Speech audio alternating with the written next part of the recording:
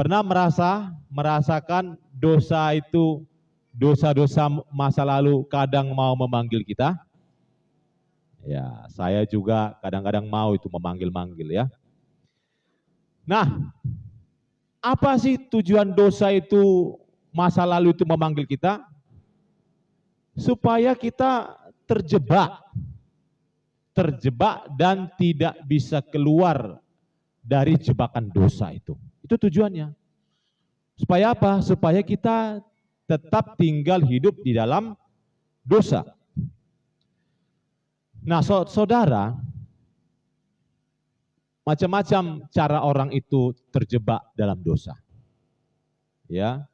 Ada orang yang melakukan dosa dan terbiasa dengan dosa itu menjadi kebiasaannya. Bisa jadi karena dia melihat orang tuanya melakukan dosa itu berulang-ulang. Ini yang dinamakan dosa keluarga. Dia lihat bapaknya atau mamanya melakukan kesalahan atau melakukan dosa, lalu anaknya melihat. Ketika anaknya melihat, dia terbiasa, mula-mula dia benci. Ketika hatinya diliputi dengan kebencian, ternyata dia juga melakukan hal yang sama. Makanya hati-hati dengan kebencian, saudara. Apa contohnya?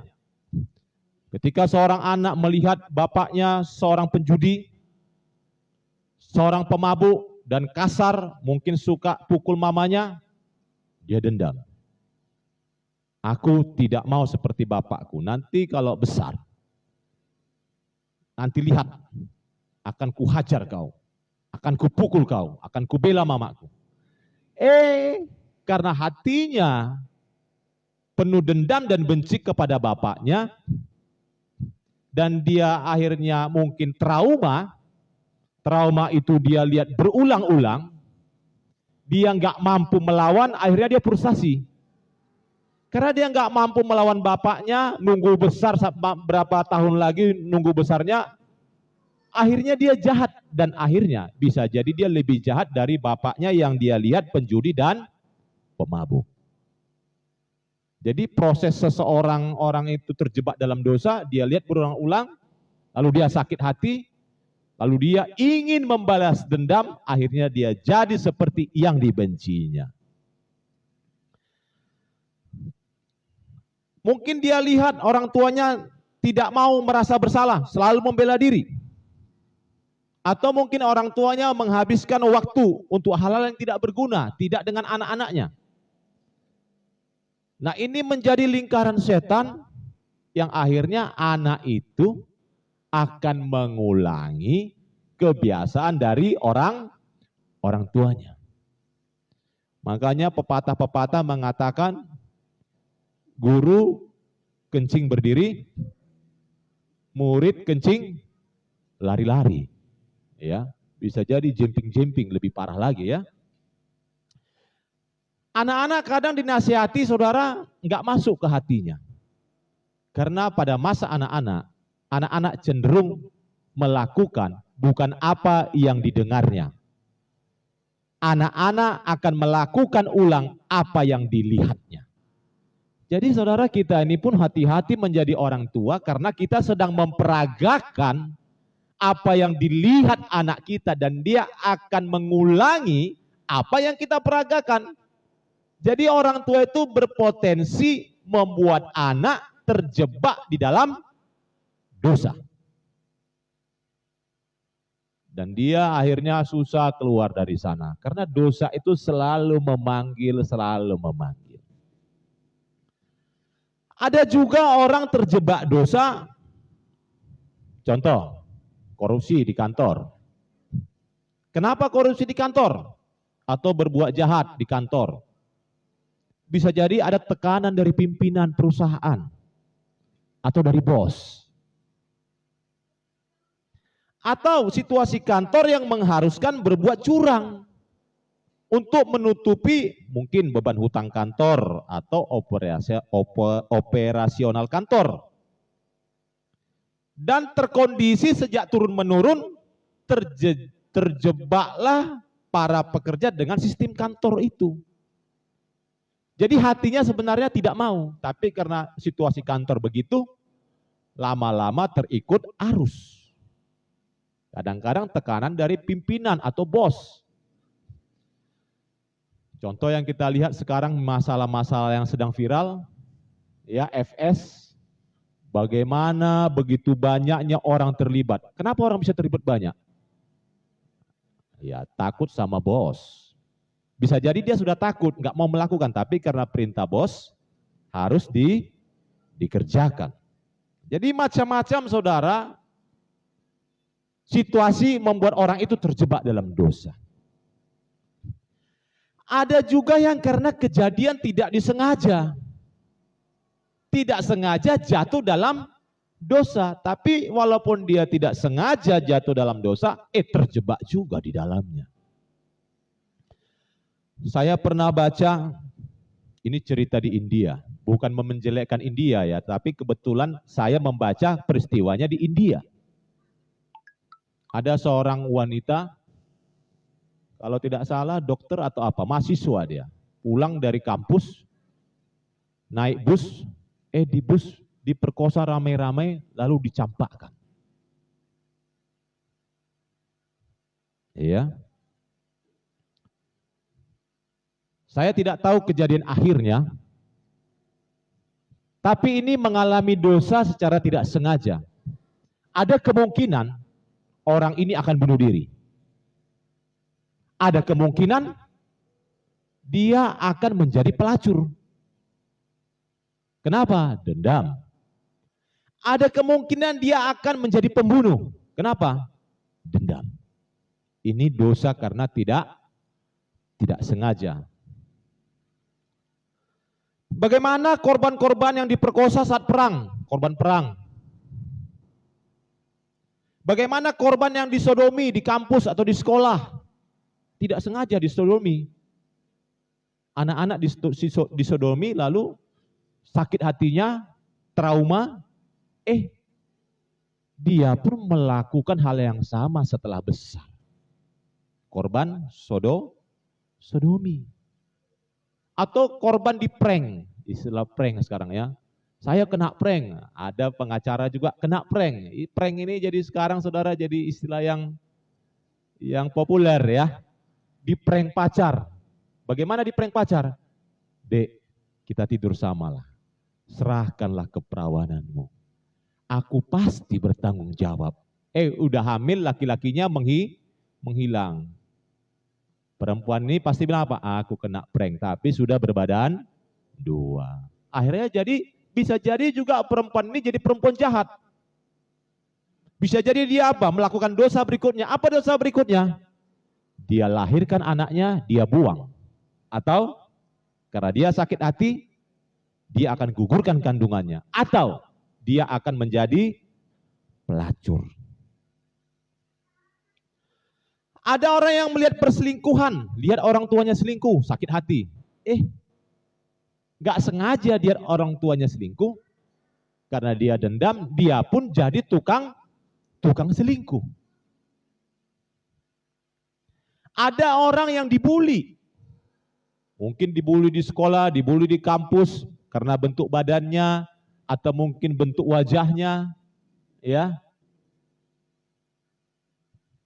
atau bentuk fisiknya dibully, atau mungkin pernah ditagih hutang dengan kasar, atau dia merasa dihina karena miskin. Akhirnya apa?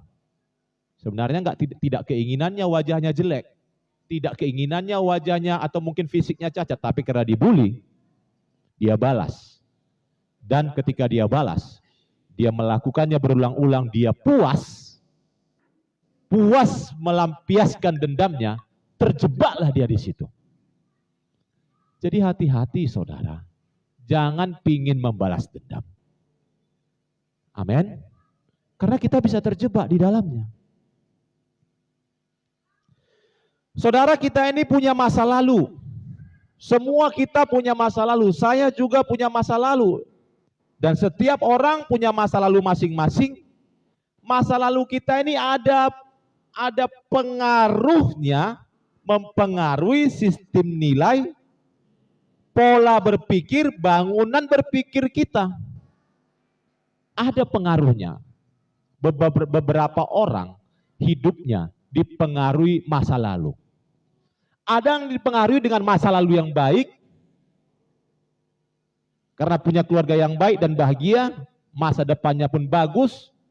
Ada orang punya masa lalu yang buruk, sehingga hidupnya selalu buruk seumur hidup sampai tua. Jadi macam-macam kita ini, saudara. Kita ini punya masa lalu yang macam-macam, dan saya pun tidak tahu masa lalu Bapak Ibu semua.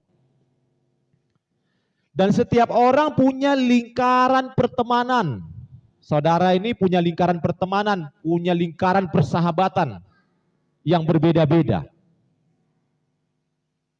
Dan saya pun tidak mempermasalahkan itu, sepanjang itu hal yang positif. Dan biasanya lingkaran pertemanan kita, lingkaran persahabatan kita ini ada mempengaruhi pola pikir dan tabiat-tabiat kita. Itu tidak bisa disangkal. Dengan siapa kita berteman, biasanya mirip-mirip kelakuannya. Ya, kenapa? Ada gengnya. Kalau yang positif nggak masalah. Ya, saya juga kalau bergaul dengan geng-geng band Korea, mungkin gaya saya akan ke Korea-Koreaan, saudara ya. Ya, kalau itu jangan ya. Nah, saudara, dan setiap orang punya cara tertentu untuk merespon peristiwa-peristiwa yang dialaminya. Masing-masing saya juga punya cara tertentu meresponi masa lalu dan meresponi pertemanan saya di antara kalian semua. Saudara pasti bisa lihat, oh ini gini ya, Pak Siagian ini, Bang Peber ini gini ya cara ngeresponnya. Kita masing-masing beda. Dan itu pengaruh juga dari masa lalu juga. Dari mungkin trauma dan luka-luka kita. Ya. Ada orang yang selalu mengingat trauma. Ada. Jadi kalau cerita sama dia, ceritanya pahit terus. Kenapa? Aku di ini sini, aku di ini, aku di ini. Selalu merasa pahit dan selalu menceritakannya. Kepahitan hati. Ada. Kenapa? Nampak dia sudah terjebak di sana. Tapi ada orang yang mengalami masa lalu yang berat, dia coba untuk melupakannya.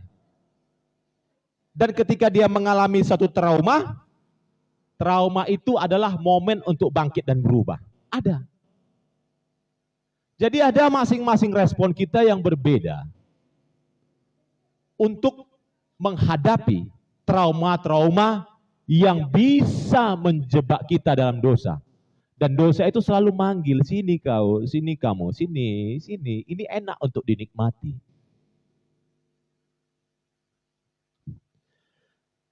Ada seseorang yang terkena HIV, lalu dia menyesali hidup. Dan ngerinya mungkin terkena HIV-nya dari transfusi darah, mungkin ya. Bisa jadi, atau mungkin dia yang menyumbang darah, kena dia sama apa? Sama HIV. Dia yang nyumbang darah, dia berbuat baik, dia donor, dia pula kena HIV. Saya pernah lihat. Ada yang orang terkena HIV, lalu dia menyalahkan banyak orang. Lalu dia buat balas dendam. Apa? Semua orang harus kena HIV seperti saya. Supaya apa? Terbalaskan, terpuas dendamku. Kenapa? Karena aku kena HIV. Gara-gara orang lain. Apalagi seorang wanita kena HIV dari pasangannya. Oh, biasanya dia akan balas dendam. Tapi tidak semua balas dendam. Kenapa? Laki-laki ini jahat membuat aku kena HIV. Lalu dia bersetubuh dengan banyak laki-laki. Supaya apa? Banyak laki-laki kena HIV supaya mati. Mati tersiksa seperti dia. Dulu ada fenomenal, saudara, di bioskop diletakkan jarum suntik yang isinya darah orang yang kena HIV. Pernah dengar? Kenapa itu terjadi? Itu karena trauma. Trauma dan akhirnya dia membuat suatu keputusan, membalasnya, sakit hatinya dan kekesalannya. Tapi ada orang yang mendirikan yayasan amal untuk penderita HIV.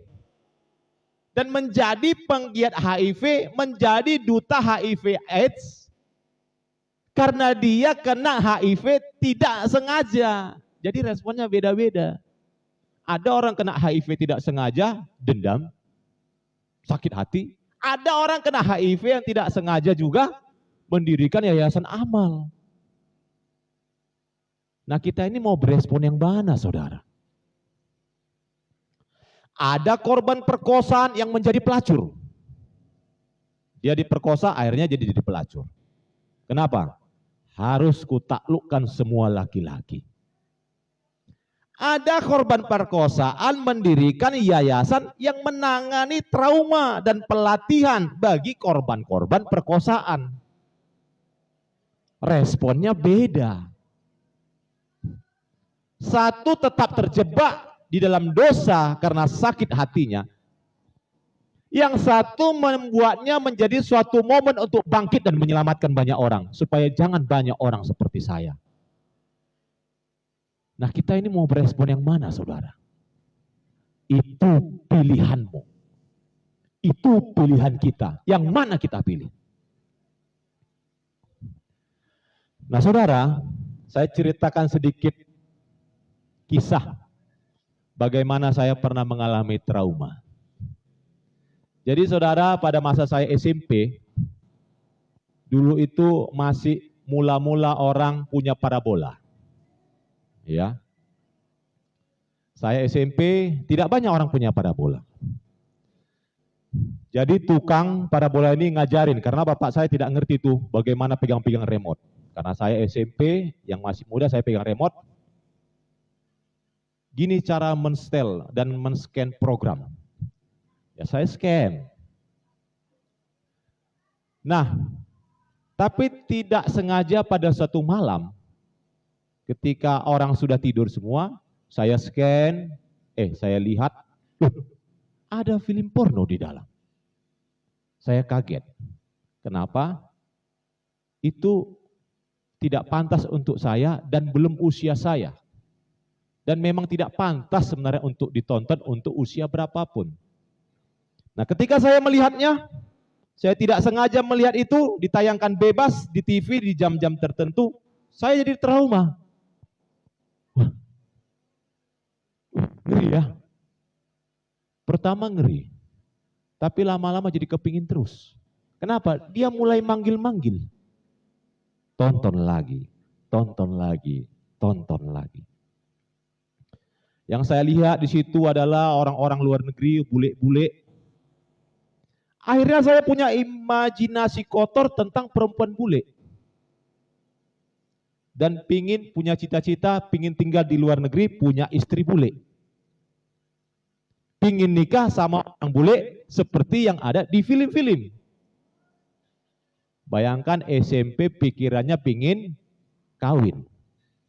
Hanya gara-gara apa? Tidak sengaja melihat dosa.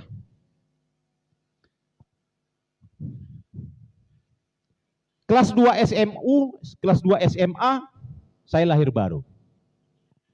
Dan saya tahu itu dosa. Nggak cocok untuk ditonton. Ya, tapi saya belum sungguh-sungguh waktu itu, walaupun lahir baru. Ada teman-teman, biasalah kenakalan anak remaja. Ayo nonton kita rame-rame, katanya. Pingin tapi takut. Pingin tapi takut. Saya tolak. Janganlah, enggak, kalian aja lah. Tapi udah ditolak, ada perasaan menyesal. Maunya ikut aku tadi lihat ya. Penasaran ingin melihat. Kadang-kadang berhasil menolak. Kadang-kadang enggak berhasil. Bayangkan berhasil menolak, tapi merasa rugi. Lucu ya, menolak dosa tapi merasa rugi. Nah, ini sudah dalam posisi berbahaya sebenarnya. Lalu ketika saya memasuki masa kuliah, saya bertobat. Karena ada pembimbing. Saya mau dibimbing. Jadi sebenarnya peran pembimbing ini penting, saudara. Pembapaan rohani ini penting. Tapi walaupun saudara saya sudah di situ sungguh-sungguh untuk bertobat ketika kuliah, Ingatan dosa masa SMP yang pernah saya lihat itu tidak hilang. Tetap dia mau manggil-manggil, ayolah, ayo lihat lagi, lihat lagi. Dan saya perlu perjuangan keras untuk menolaknya. Sampai dia hilang rasanya dan saya tidak penasaran lagi dan tidak tertarik lagi. Tapi mau juga dia panggil-panggil. Itulah dosa itu selalu memanggil, saudara. Apalagi ketika saya jalan ke Malioboro. Malioboro itu kumpul semua suku bangsa. Ada orang-orang luar negeri juga ada. Tak sengaja ketika saya pergi jalan-jalan menikmati situasi Malioboro, saya melihat bule. Bule tinggi besar dan saya melihat dia menurut penilaian saya cantik. Lalu bajunya Kensi tapi tidak pakai bra.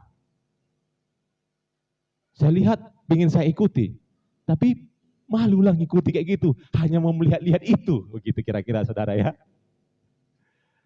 Tapi udah jauh saya lihat juga dia. Aku kejar atau lihat ya. Atau pura-pura dari samping aku jalan tapi melirik-lirik.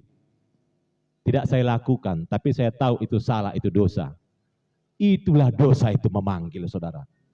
Itu perlu perjuangan keras dari hidup saya untuk apa? Untuk membuatnya tidak tertarik lagi. Jadi pengalaman lahir baru itu, saudara, tidak membuat dosa itu hilang dari hidup saya. Memang dosa kita ditanggung Tuhan Yesus, tapi tabiat dosa itu sudah cenderung melekat. Ini saya mau kasih tahu sama saudara. Jangan cuman bangga Yesus menyelamatkanmu dan mengampuni dosamu. Memang Yesus mengampuni dosa kita, tapi tabiat dosanya masih lengket. Dan itu bukan tanggung jawab Tuhan Yesus, itu tanggung jawab kita tabiat dosa itu.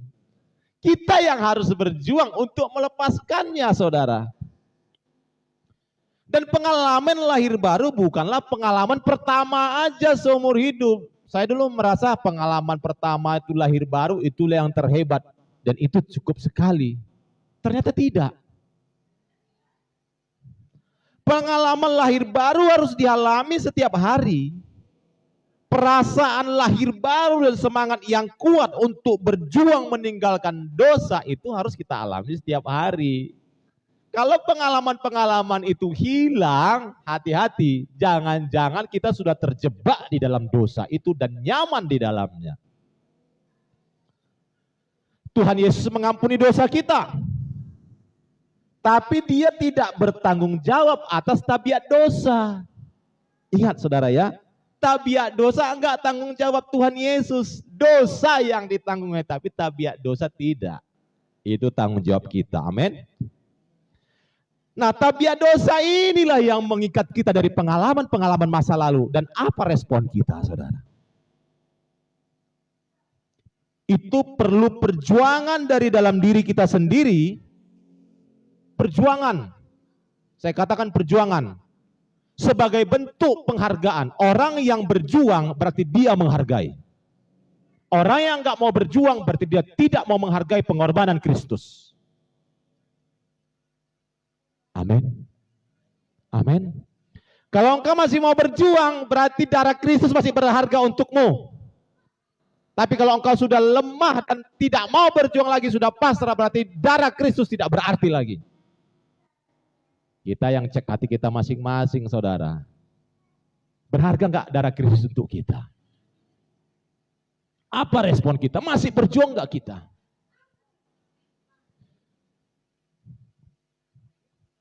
Perjuangan kita adalah bentuk penghargaan kita kepada kasih Tuhan yang sudah rela mati, terhina di kayu salib, untuk menebus semua dosa kita dan semua dosa seluruh umat manusia. Jadi Yesus itu mati bukan hanya untuk kita, tapi seluruh dosa umat di dunia. Entah agama apapun dia. Entah pun dia tidak beragama. Untuk semua.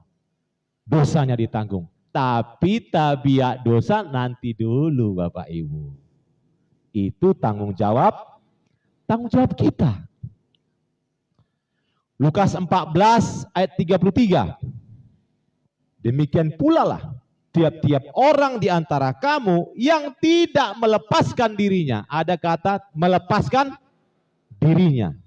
Dari segala miliknya tidak dapat menjadi milikku. Nah, kan bukan Kristus yang melepaskan. Yang melepaskan bukan Tuhan Yesus. Yang melepaskan tabiat dosa adalah diri kita sendiri, saudara. Amin. Amin. Filipi 3 ayat 8, malahan segala sesuatu kuanggap rugi karena pengenalan akan Kristus Yesus Tuhanku lebih mulia dari semuanya. Oleh karena dialah aku telah melepaskan semuanya. Oleh karena dialah aku telah melepaskan semuanya. Siapa yang melepaskannya? Kita. Dan menganggapnya sampah supaya aku memperoleh Kristus. Nah, yang jadi masalah, saudara, bila seseorang tidak menganggap tabiat-tabiat dosa itu sampah, terjebaklah dia di sana. Ini tabiat dosa banyak. Saya hanya kasih contoh-contoh tadi, saudara, dosa pornografi. Bagaimana dengan dosa yang lain? Kemarahan, kemalasan, ya, banyak. Kita yang cek diri kita masing-masing. Kita ini masih ada enggak itu melekat? Masih menarik enggak itu kalau dibahas? Kalau dipancing ada umpan, masih keluar enggak itu dari dalam diri kita? Kan ada umpan di dunia ini. Dikasih umpan. Nyambar enggak kita, saudara? Menarik enggak itu lagi, saudara? Sampah enggak itu bagi kita? Nah, ada orang-orang, saudara, sudah mengenal Kristus tapi hidupnya makin buruk. Lahir baru tapi makin buruk.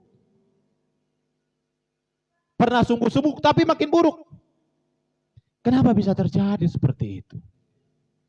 2 Petrus 2 ayat 20 mengatakan, sebab jika mereka oleh pengenalan mereka akan Tuhan dan Juru Selamat kita, Yesus Kristus, telah melepaskan diri dari kecemaran-kecemaran dunia.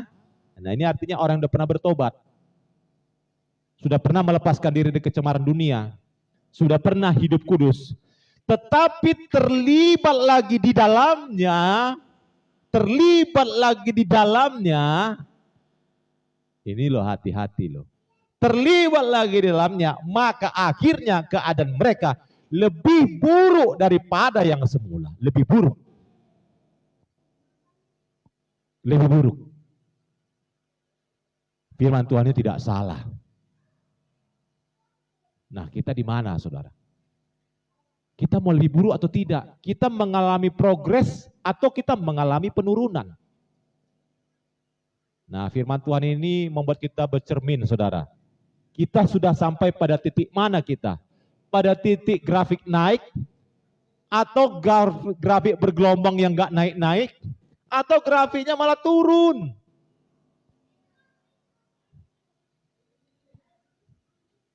Kenapa seorang bisa lebih buruk? Karena ketika dia, saudara, sudah pernah bertobat, sudah pernah melayani, ketika dosa ini memanggil, dia enggak berjuang keras, tapi malah melakukan pengulangan sikap, respon yang negatif, tidak mau berjuang keras. Dari pengulangan-pengulangan inilah terjadi grafik menurun. Seseorang tidak bisa tiba-tiba mendadak baik. Mendadak dangdutnya yang bisa, saudara. Ada acaranya, tapi mendadak baik nggak bisa. Mendadak baik itu perlahan. Mendadak kudus nggak bisa. Mendadak suci nggak bisa. Mendadak jahat pun orang nggak bisa, saudara. Saya katakan orang tidak bisa tiba-tiba jahat. Itu dibangun pelan-pelan. Dari respon. Lalu diulangi respon ini. Diulangi. Ibarat ketukan. Itulah buat dosanya. Tapi kalau responnya negatif, makin sering.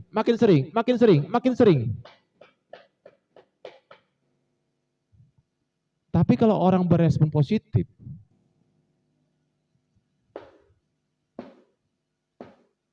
dia akan berjuang. Makin lambat, makin lambat, makin lambat, makin lambat, makin bersih dari ketukan-ketukan dosa. Bisa jadi makin pelan, bisa-bisa hilang. Dia bisa menjadi sempurna seperti Kristus. Tapi itu perjuangan seumur hidup. Tidak bisa orang tiba-tiba kudus. Orang bisa kudus melalui langkah kecil. Masuk langkah kecil berikutnya, mengalahkan yang ini, mengalah, berjuang, jatuh lagi, berjuang lagi, berjuang, jatuh lagi, berjuang. Kadang-kadang maju 2 langkah, mundur 1 langkah, maju lagi 2 langkah, tapi sebenarnya 1 langkah dia maju. Tapi ada progres. Nah, kita di mana? Maju 1 langkah atau mundur 3 langkah. Sudah maju 1 langkah, mundur lagi 3 langkah. Lama-lama mundur. Jadi untuk menjadi suci, menjadi orang benar, harus berjuang kuat. Amin. Sampai membuat dosa itu tidak menarik lagi di hadapannya. Kenapa orang bisa bertambah buruk? Karena ada orang-orang tertentu yang melukai hatinya terus-menerus dengan trauma masa lalu. Ada kejadian buruk di masa lalu, tapi selalu diingatnya, dilukainya hatinya. Diingatnya terus. Tapi dia tidak mau melukai hatinya dengan kebenaran. Kita harus melukai hati kita dengan kebenaran. Bila perlu, kebenaran firman Tuhan menguliti hati kita, saudara. Baru kita bisa berubah. Salah enggak menceritakan trauma? Tidak salah. Saya katakan tidak salah. Itu proses penyembuhan. Tapi masalahnya ketika orang terus-terus menceritakan itu tanpa mau menyelesaikannya di hatinya sendiri, itu akan menjadi luka yang terus masuk makin dalam, menjadi semakin borok, terus makin dalam, akan menjadi kanker. Coba saudara punya luka, korek-korek aja terus. Kasih obat tapi korek terus, kasih obat korek terus, kasih obat korek terus. Itu luka sembuh atau tidak? Mau disuntik pun antibiotik banyak-banyak. Kalau dikorek terus, rasanya lama-lama bukan sakit lagi, tapi apa? Nikmat. Dan ketika dia terinfeksi pun tidak merasa lagi terinfeksi. Kenapa? Sudah biasa di situ. Nah, itu respon hati kita, saudara. Jangan suka melukai hati pada trauma masa lalu.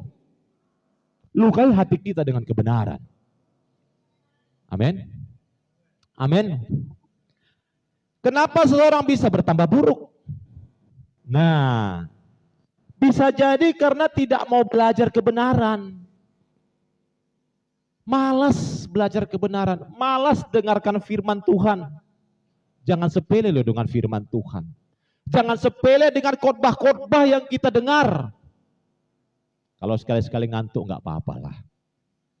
Mungkin kecapean. Khotbah pun berfungsi juga untuk menjadi obat tidur kalau dia susah tidur ya. Tapi saudara, kalau kita belajar, kita malas belajar kebenaran dan tidak mau mengisi hati kita, pikiran kita dengan khotbah-khotbah yang keras, membongkar dosa, susah kita berubah. Ini saudara, imajinasi masa lalu ini ada di tumpukan paling bawah, dikorek lagi bisa nggak? Bisa. Dan itu berbahaya.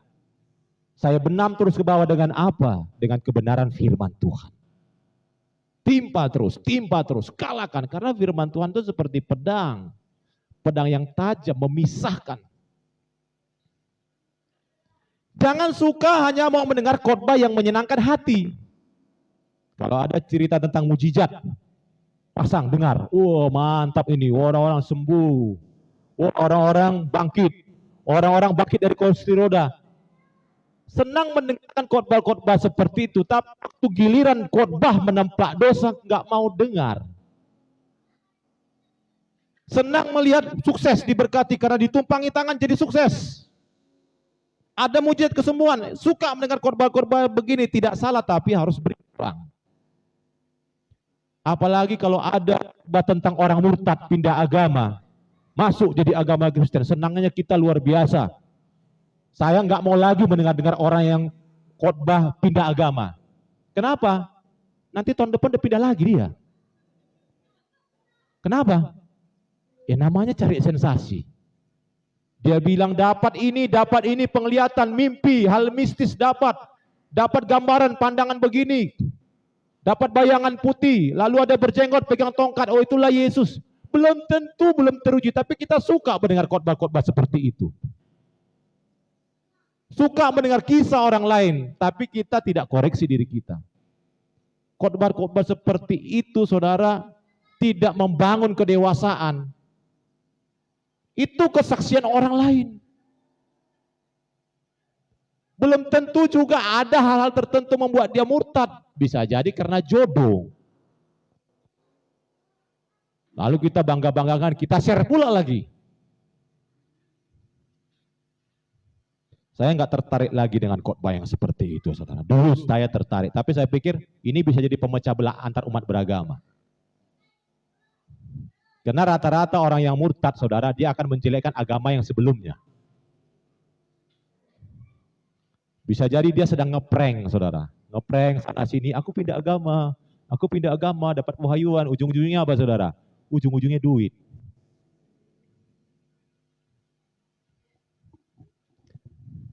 Saudara, kebenaran firman yang menguliti dosa harus kita terima. Jangan mengelakkan topik yang menyenggol dosa. Jangan mengelakkan topik tentang kesucian. Jangan mengelakkan topik tentang pengampunan. Kalau udah ada khotbah tentang pengampunan, pura-pura enggak dengar lah, tutup kuping. Lihat ganti yang lain. Atau pura-pura sibuk supaya enggak dengar. Atau khotbah tentang pertobatan nanti kita, saudara. Khotbah tentang pertobatan. Wah, udah, janganlah tentang pertobatan. Aduh. Pedas sekali kata-katanya. Saudara, kita harus mau dikoreksi dengan keras dengan kebenaran firman Tuhan. Amin, Bapak Ibu. Kalau nggak dikuliti kita nggak tobat karena kita ini bandel, saudara. Kita punya hati yang keras kepala dan kita punya ini bandel, saudara. Payah kita ini bertobat. Benar. Saya pun bandel, saudara. Ada peperangan di pikiran saya ketika saya mendengar firman Tuhan. Itu harus digempur terus-menerus. Digempur terus-menerus. Amin. Amin, Bapak Ibu. Kadang-kadang kita harus mempermalukan diri kita di bawah kebenaran firman Tuhan. Loh, saya kenapa ceritakan tadi tentang itu, saudara? Kesaksian saya waktu SMP. Perlu juga itu dipermalukan supaya apa? Saya tahu saya punya rasa malu. Masalahnya banyak orang tidak punya rasa malu lagi di hadapan Tuhan. Kalau orang masih punya rasa malu, itu suatu indikator dia masih punya kerendahan hati. Amin. Masih ada jalan untuk bertobat. Nah, kenapa seseorang bisa bertambah buruk? Nah, di mana dia menghabiskan waktunya? Apa yang mengisi pola pikirnya? Di mana dia menghabiskan waktunya? Apakah yang masuknya info duniawi? Atau pertemanan yang sia-sia, pertemanan yang tidak berarti. Saya mau katakan sebaiknya kita keluar dari situasi dan pertemanan bila kita tahu Yesus tidak akan mungkin hadir di situ. Suatu situasi yang kita tahu Yesus tidak ada di situ, keluar dari situ, saudara. Mungkin pun itu persahabatan yang sangat baik. Mungkin itu besti-besti kita, mungkin, saya tidak menuduh. Harus keluar. Saya menjumpai quote, saudara, di Facebook. Ini Pak Eras yang buat ya. Dia bilang begini, kita harus berani meninggalkan pertemanan di mana Tuhan tidak hadir. Kita harus berani meninggalkan pertemanan di mana Tuhan tidak hadir. Ini bukan pertemanan dengan manusia aja. Pertemanan dengan siapa engkau menghabiskan waktumu. Amin. Amin, Bapak Ibu. Nah, saudara, perumpamaan 10.000 talenta dengan 100 dinar. Minggu lalu yang baru kita bahas. 1 talenta itu 6.000 dinar. sama dengan 6.000 hari. Kalau dikali 50.000, upah paling murah kita katakan kali 10.000 talenta, itu 3 triliun. Dibanding dengan orang yang berhutang 100 dinar, itu cuma 5 juta. Kenapa ada orang yang diampuni 3 triliun, tapi nggak mau ngampuni orang 5 juta? Ini coba menjadi renungan bagi kita. Ada orang diampuni 3 triliun, tapi nggak bisa ampuni orang 5 juta. Ini satu gambaran bahwa dosa 3 triliun itu dosa kita. Sama siapa dosa kita? Sama Tuhan. Itu dosa kita 3 triliun. Tapi saudara, sudah diampuni dosa kita yang 3 triliun itu, dosa kita untuk dosa orang lain yang kita ampuni 5 juta itu, dosa untuk yang malas mengampuni 5 juta itu enggak hilang. Enggak bisa dihilangkan Tuhan. Diampuni kita 3 triliun. Lalu dosa kita tidak mengampuni 5 juta, itu enggak bisa hilang. Itu tanggung jawab kita. Tanggung jawab Tuhan mengampuni tabiat dosa kita, mengampuni dosa kita, tapi tabiat dosa kita tanggung jawab kita. Jadi saudara, seseorang ditebus Tuhan Kristus, Tuhan Yesus Kristus, tabiat dosanya belum hilang. Kita yang harus berjuang dari kodrat duniawi menuju kodrat ilahi. Amin. Amin. Nah saudara, itu tanggung jawab kita. Dan itu perlu penghayatan dan pengorbanan dari pihak kita sendiri. Perlu penghayatan. Aku sudah diampuni 3 triliun. Dia punya utang 5 juta. Ini pilihan. Mau nggak ngapuskan yang 5 juta ini? Mau nggak ngapuskan yang 5 juta ini? Aku sudah diampuni 3 triliun. Ngapuskan 5 juta ini bisa nggak? Mau nggak aku? Itu pilihan. Itu perjuangan, itu penghayatan kita. Kenapa dia nggak mau mengampuni? Bisa jadi pengaruh teman-temannya, bisa jadi. Walaupun di Alkitab tidak ditulis. Wih, kau baru diampuni 3 triliun ya, enak kau ya. Jadi kayak mana yang punya berutang itu? Ah udahlah, aku hapuskan aja lah itu, udah untung aku 3 triliun. Ah sayang kau, 5 juta itu coy. 5 juta kita bisa makan-makan, tagihlah. Kita bisa pesta-pesta Pinomat 5 juta, tagihlah. Pengaruh teman-teman. Dengan siapa kita duduk, bisa jadi hati kita berubah. Lupa yang 3 triliun. Digosok yang mana? Yang 5 juta. Nah saudara, saya mau katakan, tabiat dosa akan selalu memanggil kita untuk kembali. Tabiat dosa akan memanggil kita untuk kembali. Manggil-manggil ini kenapa? Ini asik dan menarik. Kita yang harus berjuang untuk mengalahkan panggilan tabiat dosa. Percayalah, selama kita hidup, dosa akan terus memanggil kita. Panggil terus. Feber, Feber. Nah, contoh ya, Feber. Sana ada wanita cantik. Oh, di sana uangnya banyak. Itu akan memanggil. Nah sekarang itu menarik lagi atau tidak?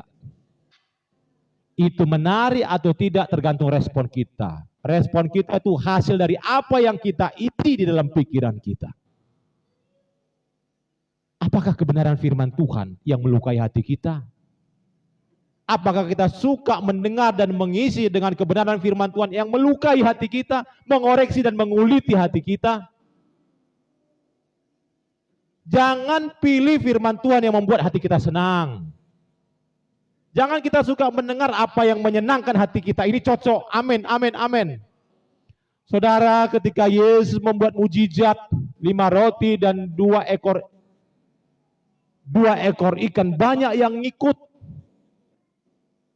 Tapi ketika mereka mencari-cari lagi, Tuhan Yesus bilang apa? Kalian cari roti kan? Cari ikan kalian kan? Itu kalian carikan. Langsung dituduh. Langsung orang mulai berkelit. Lalu orang mundur. Ketika orang-orang mundur, Tuhan tidak ketakutan. Dia bilang sama 12 murid, kalian ikut mundur gak? Kok kalian gak mundur? Jadi saudara, kita harus tahu Tuhan tidak akan takut kalau kita mundur.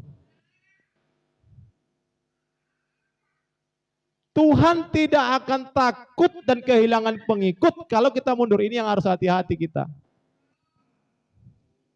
Tuhan tidak akan takut kalau kita suam-suam. Malah ditantangnya. Kok suam-suam kok? Mundur aja lah. Itu ngeri loh saudara. Seandainya kita ini murid Tuhan Yesus langsung, kita pun mungkin gak sanggup mendengarnya. Bisa jadi Tuhan Yesus lebih kasar berbicara dari saya.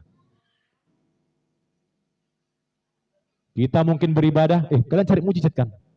Oh, mau dengar khotbah mujizat kalian? Hah? Cari mujizat kalian? Memanglah isi otak kalian mujizat aja, berkat aja. Akan gak malu kita dibilang begitu saudara? Gak mungkin lah aku berkhianat dari Tuhan Yesus loh. Masalahnya kita nggak tahu Yesus itu Tuhan waktu dia di bumi. Waktu dia naik ke surganya kita tahu Yesus itu Tuhan karena ada Alkitab. Kalau nggak ada Alkitab kita nggak tahu Yesus itu Tuhan. Kita anggap dia orang biasa-biasa. Kenapa orang dulu mundur dari mengikut Yesus? Karena nggak tahu bahwa dia itu adalah Elohim, dia itu adalah Allah. Makanya orang berani mundur. Siapa kali korbannya? Kita pun kalau murid Tuhan Yesus langsung, kita punya potensi besar untuk mundur. Yudas aja gagal dimuridkan. Petrus aja pun nyaris gagal untuk dimuridkan. Kenapa? Karena kekerasan hati. Karena kekerasan hati. Karena mereka sudah memandang berkat kalau Yesus menjadi raja, aku begini, aku begini. Aku di sebelah kanan, ini di sebelah kiri. Udah mikirnya begitu. Nah kita mau ngikut Tuhan ini seperti apa saudara? Mau berjuang atau tidak? Nah saudara sama-sama kita renungkan. Ini khotbah ini untuk saya juga loh. Saya sedang melipas diri saya dengan kebenaran. Tanggung jawab ini berhenti di saya paling besar. Mau dibawa kemana gereja ini, jemaat ini? Kalau merintis gereja, toh sama juganya dengan gereja-gereja yang biasa. Toh hidup kita juga nggak ada perubahan. Berarti gagal dong perintisan ini. Bukan masalah jumlahnya banyak, orangnya berubah atau tidak. Orang banyak mundur pun Tuhan gak keberatan, malah dibilang loh, kalian kok masih di sini katanya. Nah saudara, sama-sama kita berubah. Tabiat dosa itu payah dihilangkan saudara. Itu butuh seumur hidup kita. Umur 60 tahun pun kita nanti belum tentu berubah. Kalau nggak mau berubah tergantung respon kita. Mau berjuang atau tidak, saudara. Amin. Kita merdeka 77 tahun, Indonesia merdeka. Tapi rakyatnya sudah merdeka semua atau tidak? Kalau rakyatnya sudah merdeka semua, nggak ada lagi narkoba. Nggak ada lagi korupsi. Kenapa masih ada yang saudara yang masih korupsi narkoba dan ada kejahatan di mana-mana? Pikirannya belum merdeka dari kejahatan. Masih terikat. Walaupun sudah merdeka. Yesus sudah mati menebus kita sekitar 2000 tahun yang lalu. Tapi kenapa masih ada orang jahat? Karena banyak orang-orang malas.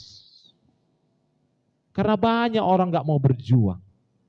Karena banyak orang hanya berespon negatif atas peristiwa-peristiwa yang dialaminya. Respon kita menentukan masa depan kita, saudara. Amin. Roma 7 ayat 19 sampai 23, sebab bukan apa yang aku kehendaki yaitu yang baik yang aku perbuat, melainkan apa yang tidak aku kehendaki yaitu yang jahat yang aku perbuat. Loh, Paulus sudah bilang begitu loh. Aku mau melakukan yang baik tapi keluar juga yang jahat. Artinya apa? Taunya Paulus dia sudah diampuni, tapi tabiat jahat ini masih mau keluar dari dalam dirinya. Itu Paulus sendiri yang ngomong loh di kitab Roma. Jadi jika aku berbuat apa yang tidak aku kehendaki, mau rupanya dia melakukan apa yang tidak kehendakinya. Maka bukan aku lagi yang memperbuatnya, tetapi tabiat dosa yang diam di dalam aku. Tabiat dosa itu saudara, itu yang harus dimatikan. Demikianlah aku dapati hukum ini. Jika aku menghendaki buat apa yang baik, yang jahat itu ada pada aku. Loh, aku mau buat yang baik, kok yang jahat teruslah aku lakukan. Kalau masih sadar ini, saudara, masih sadar, masih untung. berarti masih berjuang, dia masih sadar. Masih mau berjuang walaupun kayak frustasi, tapi masih mau berjuang. Sebab di dalam batinku aku suka akan hukum Allah, tetapi di dalam anggota-anggota tubuhku aku melihat hukum lain yang berjuang melawan hukum akal budiku dan membuat aku menjadi tawanan hukum dosa yang ada di dalam anggota-anggota tubuhku. Kita ini saudara, walaupun kita tahu Yesus itu Tuhan Juru Selamat, kita tetap bisa menjadi tawanan hukum dosa tergantung respon kita. Nah, kita mau jadi tawanan atau tidak? Kita mau terjebak di situ atau tidak? Mari kita bangkit bersama-sama, saudara. Kita kenang kebaikan Tuhan, kita hargai kebaikannya. Kita hargai pengorbanan darahnya Kristus Yesus itu tercurah menghapus dosa kita. Berjuanglah saudara selagi hidup. Berjuang sampai ajal menjemput kita.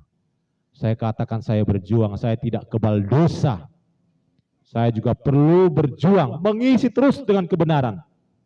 Jangan sepele dengan kebenaran yang kita dengarkan, saudara. Jangan sepele. Itu adalah senjata yang ampuh untuk membuat diri kita kuat melawan setan. Ketika Yesus digoda pun saudara, di padang gurun, dia lawan dengan firman. Biarlah hidupmu dipenuhi dengan firman, dengan kebenaran, dengan doa-doa, dengan disiplin-disiplin rohani. Demikian firman Tuhan. Mari kita berdoa.